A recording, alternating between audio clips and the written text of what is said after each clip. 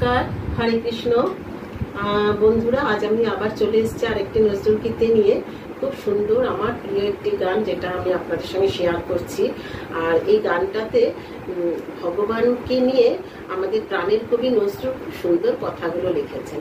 সবার এটা জানা, তো সেটাই আমি করছি।